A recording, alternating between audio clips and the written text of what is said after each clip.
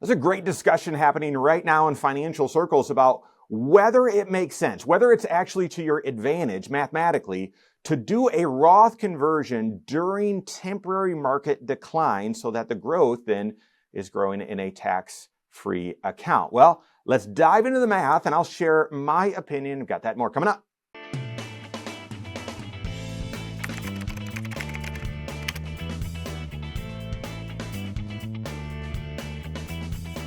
Every single year, you need to decide whether it's best for you to be contributing to your retirement accounts pre-tax, where you get the tax deduction today. All of the money is then tax sheltered, dividends, capital gains, all that sort of stuff. But then as you withdraw dollars out there in the future, it's taxable.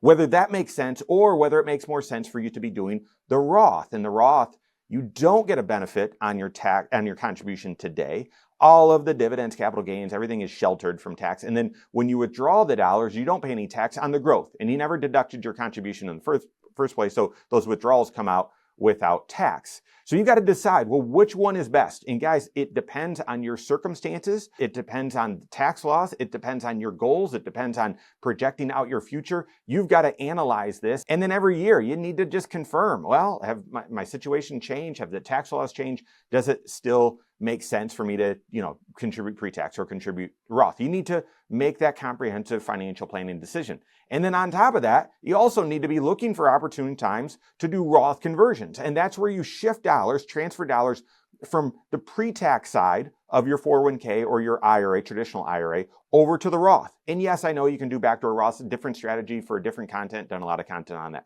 But right now I'm talking about pre-tax dollars, converting those to the Roth. You're going to want to do this at certain times, working with your certified financial planner and capitalize on it. Well, what are those times? When you're young, right? And you've got a full career, a lifetime for those dollars to grow tax-free. Typically that coincides with the second time, and that is you're in a low tax bracket today, or the flip side of that coin, you believe you're going to be in a higher tax bracket out there in the future. And I say both of those are two really connected things, but they're similar. One, you could be in a low tax bracket today because you just had income decline. You were a 2-income household. You went back to 1, or you believe taxes are going to go up in the future. So you believe you're going to be in a higher tax bracket in the future because they're going to go up. You're going to have more income, maybe an inheritance. Maybe you'll go back to 2-income household. Those are all times when you want to look out for jumping onto and doing a Roth conversion. Well, another opportune time to be on the lookout for, in our opinion, is when the stock market declines. During a temporary decline, and temporary because we don't know how deep it'll go, how long it will last, but stocks have always eventually recovered. And so if the stock market delivers a big downturn, that is another time where we've said, hey, be on the lookout. It may make sense for you to do a Roth conversion at that time when stocks are temporarily depressed, so that when the inevitable rebound occurs, even if you pick the bottom, which most people can't, or whether it keeps getting lower before it rebounds, but whenever that rebound occurs, you've got that rebound happening on the tax-free side, in the Roth side. Well, there's a fantastic discussion going on right now in financial circles about the merits of that, of whether that makes sense mathematically, whether it does make sense to do, or it's really even an opportunity at all, to do a Roth conversion during a stock market decline. And I love it. We've gotten a few of the comments here as well, and it gets me to nerd out. And so, yeah, ultimately the argument in those financial circles is, listen, it all hinges on the tax rate. It all hinges on the tax rate. So of those scenarios where I said, look out, these are times to do a Roth conversion. You're in a low tax bracket today. You believe you'll be in a higher tax bracket out there in the future. That's again, this argument, these circles are saying, I've done all the math. That's the only thing that matters. And on one hand, I would agree. And I want to point out the math and do so with a couple different scenarios here. But there's one huge exception that we talk about all the time, and I want to link those together. So here's a scenario, okay? It's going to be scenario A and scenario B, but what's the same? In the same, right, it's the same. You've got $100,000 in a pre-tax account. $100,000 in a pre-tax account. And the other thing that is the same, you're in a 20% tax bracket. And I'm just doing that for simple math. And you might say, well, there's not a 20% tax bracket. I know, but then there's state taxes. Let's just call it, let's just make the math as easy as we can and say in both scenarios, you've got $100,000 in a pre-tax account. and you're in a 20% tax bracket, and believe you're going to be in the 20% tax bracket forever. They'll never change. Your income will never change. 20% tax bracket forever. Well, that 100,000 I forgot to mention is after a significant market decline. Say it was 150 and it became 100,000 after a big market decline. Ouch, right? Doesn't feel good. It can happen. That's not a bug. That's a feature of investing. But ouch, that hurts, okay? In scenario A, you leave the 100,000 there and you let it rebound, okay? But scenario B, you do a Roth conversion. You say, yep, markets are inevitably going to rebound. I want to do a Roth conversion of and you do the entire account. $100,000, you do a Roth conversion, convert that to your Roth IRA. Now, the next year, the market starts rebounding. The market has a 25% positive return. Well, in scenario A, your 100,000 in pre-tax grew to 125. It's a 25% return. 100,000 grows to 125. That's fantastic. Well, here's where it gets tricky. Here's where the math starts playing a factor. If in scenario B, if you withheld for taxes when you did that Roth conversion, if you withheld for taxes, and again, in either scenario, you're in the 20% tax bracket. So you withheld 20% for taxes. If you did that, then technically you start here, that 100,000 actually in scenario B becomes 80 grand. Because you sent 20%, you sent 20 grand to the IRS. So now $80,000 receives that 25% rebound in the market that next year, and that 80,000 moves up to 100 grand. So now after 1 year in this scenario, option A, scenario A, you've got 125,000. Scenario B, you're at 100,000. Those are the exact same. Very different dollars, but in this scenario, those are the exact same. And this is, I believe that 100%, and that's what this circle, these discussions are saying. So if they're 100%, they are the exact same. Therefore, it doesn't make sense to convert when the market's down. How are those the same? Because this is just after 1 year, okay? 1 year rebound, but you can apply the math for another year, another year, another year. In those scenarios, if you stay in the 20% tax bracket, well, you're in the 20% tax bracket. Let's say you withdraw all in scenario A. You withdraw the entire 125 grand. Well, minus 20% for taxes, guess what you're left with? 100,000, right? And then in scenario B, you say, I want to withdraw all of this. Well, it's all Roth, so it's tax-free. Again, assuming that you met all the criteria. So 100 grand versus 100 grand.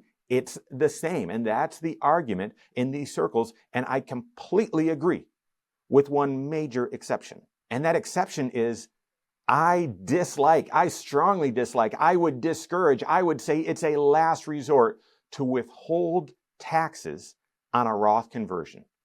Don't withhold taxes on a Roth conversion. And you might say, that's not practical. That's not possible. And I know I used a scenario with 6 figures, $100,000. And you might say, who's got 20 grand lying around where they can just pay the taxes? You'd need to withhold. Well, listen, I don't like withholding on a Roth conversion because the name of the game when you're doing a Roth conversion is how can I get as much of my wealth growing tax-free as possible? And when you do a Roth conversion and withhold taxes, that means, well, you could have had all of that money. So all 100,000, okay, be in that Roth IRA in scenario B, instead of withholding 20 grand or 20% for taxes, having it be 80, have it be the full 100, okay?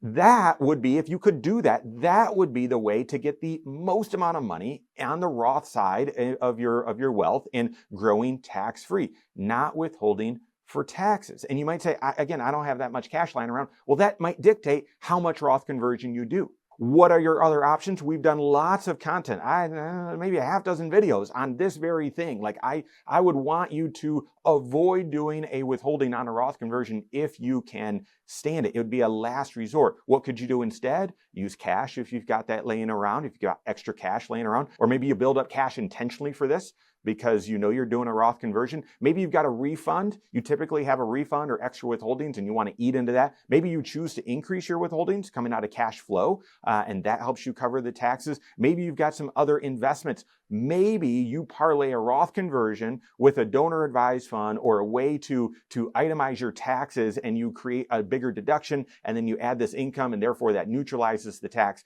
A lot of different strategies. Maybe not practical in every single situation, but need to be considered Also that you don't have to withhold on a Roth conversion. Because if you don't withhold on that Roth conversion, going back to scenario A, scenario B, well, in scenario B, when you convert that 100,000, instead of having 80 grand after the taxes you've withheld land in your Roth to then have a 25% rebound, you have 100 grand in your Roth that then you have a 25% rebound. And now you've got 125 in your Roth, that's all tax-free, versus 125 in scenario A in your pre-tax that is not tax-free, that you're going to have to pay tax on. That's what moves the needle. And the other part of this is when you're doing a Roth conversion during market declines, if you withhold taxes, technically you're selling those investments at that decline, which we don't want you to do either. Now, last argument, and there might be more. I'd love for you to leave comments below here, whether you agree with my math and logic, or whether you say that's not practical, I disagree, or whatever. I'd love to hear your comments. But one of the comments could be, one of the questions could be, if you have the money, if you have the cash, if you have the resources to just pay the taxes, why don't you just contribute to the Roth IRA instead of doing this Roth conversion?